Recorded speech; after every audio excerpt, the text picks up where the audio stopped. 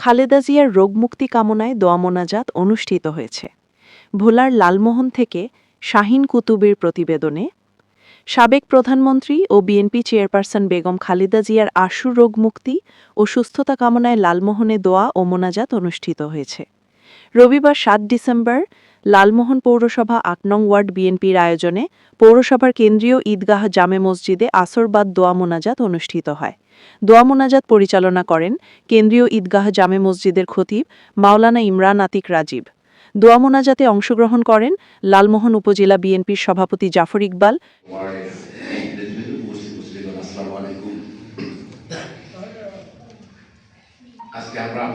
সাধারণ সম্পাদক শফিকুল ইসলাম বাবুল পঞ্চায়েত, পৌরসভা বিএনপি সভাপতি সাদিক মিয়া ঝান্টু, সাধারণ সম্পাদক বাবুল পাটোয়ারি, উপজেলা যুবদলের সভাপতি শাহিনুল ইসলাম কবির হাওলাদার, সাধারণ সম্পাদক কাজী হাসানুজ্জামান, ৮ নং ওয়ার্ড বিএনপি সভাপতি কবির মিয়া, সাধারণ সম্পাদক মোতাহার হাওলাদার, পৌর স্বেচ্ছাসেবক দলের আহ্বায়ক হাতেম হাওলাদার, এনায়েত মুন্সি, পৌর ছাত্র দলের সদস্য সচিব ইমরান কাইফ, নাইম গাজী, আলাউদ্দিন সহ বিএনপি ও সহযোগী সংগঠনের নেতাকর্মীরা উপস্থিত ছিলেন।